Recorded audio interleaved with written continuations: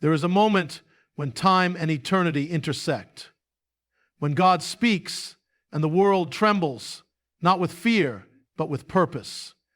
And when that word is spoken, nothing remains the same. This moment, this day, June 8th, 2025, is not just a date on a calendar. It's an appointment, a divine signal, a whisper from heaven declaring it is all planned.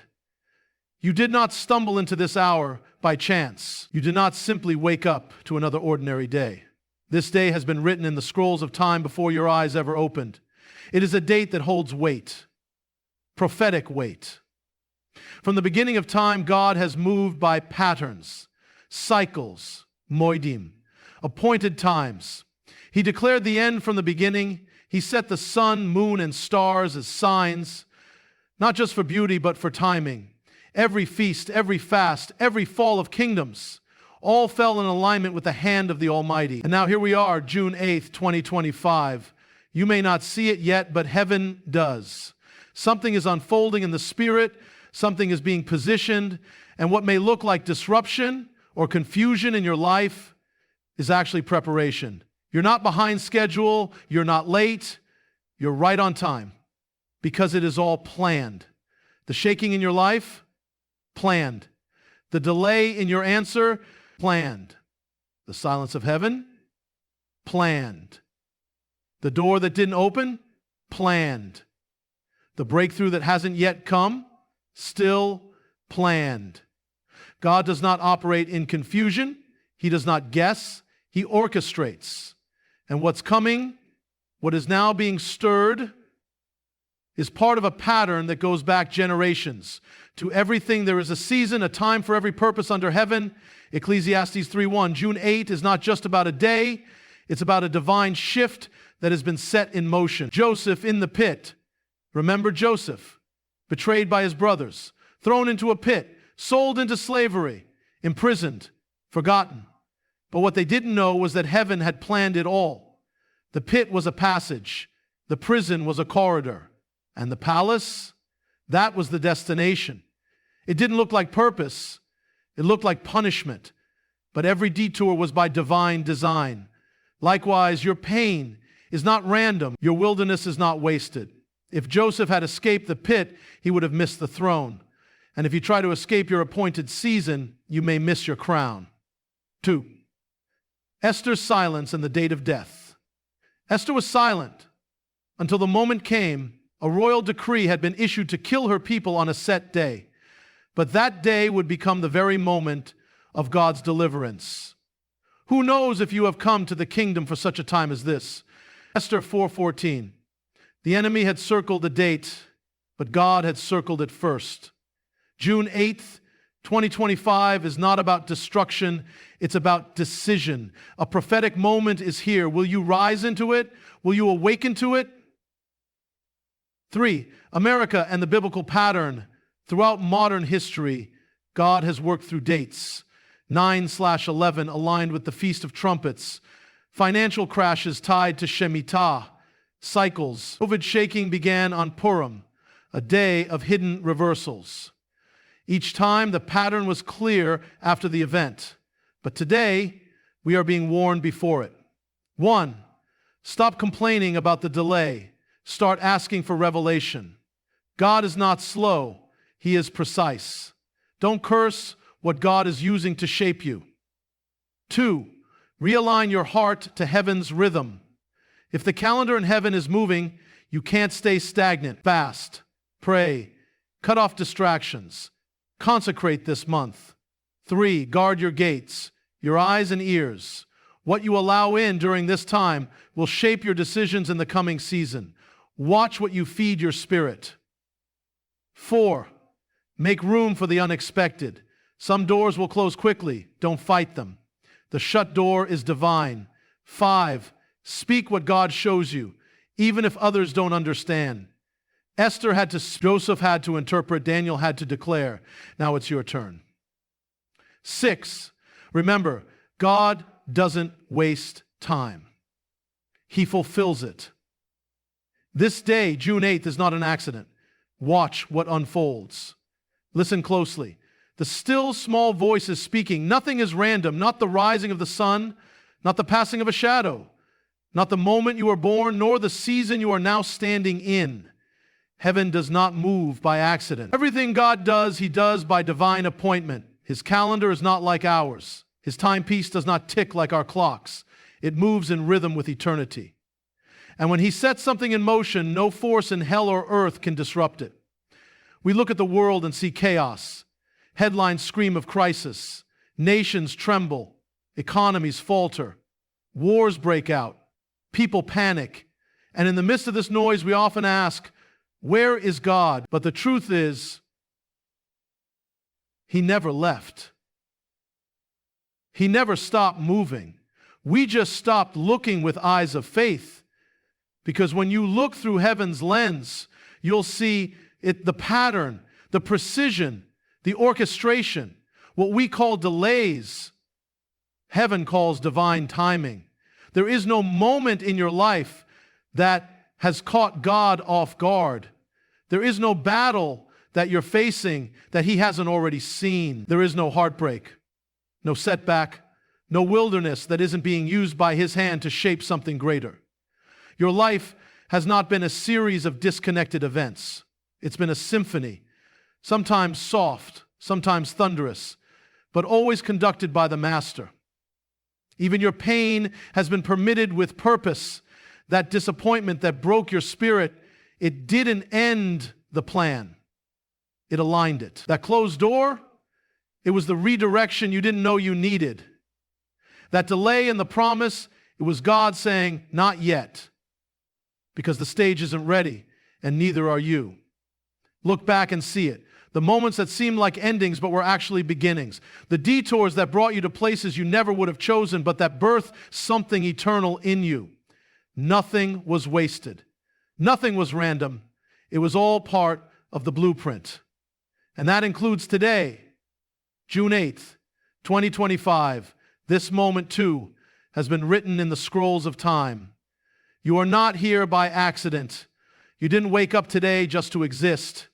You are part of something bigger, a divine strategy moving through the earth. You were born for such a time as this. That breath in your lungs is proof that heaven still has something for you to do. Your generation, your voice, your hands, they are not irrelevant. They are weapons, tools, messengers. You've been placed here in the middle of this prophetic hour not to survive it, but to walk in it with authority. You may say, why me? Why now? But the answer lies not in your strength, but in God's choosing. He doesn't call the qualified. He qualifies the called. He doesn't need your perfection, only your obedience. And if He has kept you alive until this hour, it means your assignment is not over. In fact, it may just be beginning. Others may have overlooked you, but heaven hasn't. Others may have counted you out, but the throne of God still counts you in. You may feel weak, broken, tired, but that's when God does His greatest work. He doesn't choose the loudest voice. He chooses the yielded one. He doesn't anoint the strongest. He anoints the surrendered. If you are still breathing, it means your role in the story of this generation is not complete. You carry something, a word, a fire, a vision, and heaven has been waiting for you to realize it. This moment in time, this precise day, is a reminder that your existence is intentional. There is no other you. There is no backup plan. You are it. And the very fact that you are alive in June 2025 is not a coincidence. It is a sign, a seal, a call. God saw the wars, the corruption, the shaking, and still He placed you here because He trusted you with this hour. You were not made for ease. You were forged for battle. You were not meant to hide. You were meant to rise. And your rising will not be in your own strength, but by the one who numbered your days before one of them came to be. You were appointed, you were anointed, and you are aligned. Heaven's blueprint is unfolding, and you, child of God, are right on time. What you see with your natural eyes will often lie to you. The world looks like it's falling apart. Chaos seems to reign. Good is called evil. Evil is celebrated as good. Truth is buried. Deception is applauded. And everywhere you turn, it seems like confusion has taken the throne. But heaven would tell you something entirely different. What you're witnessing is not chaos, it's orchestration.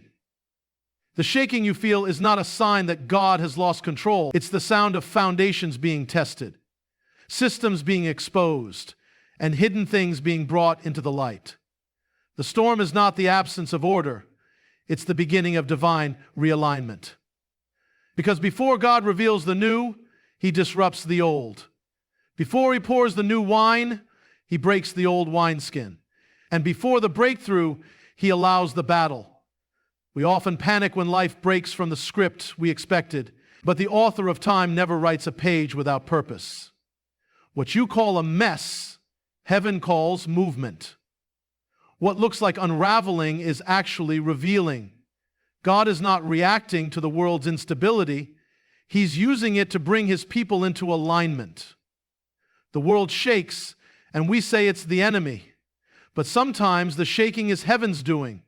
Just look through the pages of Scripture. God brought Israel out of Egypt not through ease, but through plagues. Not through comfort, but through confrontation. He split the sea not while they were safe, but while Pharaoh's army was behind them. It was chaos to the eye, but strategy in the spirit. In your own life, what looks like failure is often setup. The rejection you faced, it wasn't the end, it was redirection. The betrayal, it wasn't meant to destroy you, it pushed you toward destiny. The job you lost, the opportunity that passed, the friendship that ended, it all looked like chaos, but behind the curtain, a divine pattern was forming. God is the great orchestrator. Nothing moves outside His awareness. No enemy lifts a hand unless it serves His ultimate purpose. And here's the mystery. The enemy doesn't initiate, he reacts. We often think the enemy is one step ahead, that he's controlling the board. But the truth is, the enemy only attacks when heaven has already declared something in motion. He's not attacking your present, he's terrified of your future. That warfare around you, it's a response. It's confirmation that something unseen has already been released in the heavens. You think the enemy fights because you're weak? No. He fights because you're dangerous. You think he opposes you because you failed? No. He opposes you because you're called. The battle didn't start the moment you made a mistake. The battle intensified the moment you started aligning with your destiny. If the enemy is roaring louder, it means heaven is moving closer. Every spiritual assault is a reaction to God's advance. Just like Herod tried to kill the baby boys when Jesus was born, not because of what they were, but because of what he had heard was coming. Just like Pharaoh intensified the labor when Moses was about to lead Israel out, the pattern is clear. When deliverance is near, darkness stirs. So don't misread the warfare. Don't let the chaos make you question the call. The enemy doesn't waste resources on people going nowhere. His attacks are proof of your assignment. His fear is proof of your authority. And the shaking in your life is not punishment, it's preparation. Sometimes the storm hits not because you're out of God's will, but because you're finally in it. The waves rise not to drown you, but to reveal that the one who commands the sea is already in your boat. And the fire comes not to burn you, but to refine you. The enemy always reacts to movement. He's a master of counterfeit, but he cannot create destiny that belongs to God alone. What looks like chaos is actually coordination. What appears as demonic interruption is actually divine positioning. And what you thought was the enemy's plan to destroy you is the very path God is using to bring you into your purpose. So when the shaking comes, don't retreat, discern. When the pressure increases, don't fear, lean in. Because the presence of chaos is often the clearest sign that heaven is closer than you realize. You're not being torn apart, you're being reassembled. And though the enemy roars, though the storm rages, heaven is still in control. The battle is not a sign that God left. It's a sign that he's about to reveal something, greater. There are moments in life when you cry out for answers, when your soul groans with the question, why? You waited, you endured, you trusted, but still the heavens were silent. And in that silence, the enemy whispered, maybe there is no reason, maybe it's all meaningless. But the truth is this: God rarely explains the why before the when. He doesn't owe us an explanation before he moves. He is not a God of immediate explanations. He is a God of perfect timing. You see, if God gave you the why before the journey began, you might try to control the outcome. You might grow proud. You might run ahead. And so he waits. He lets the pieces fall. He lets the storm rage.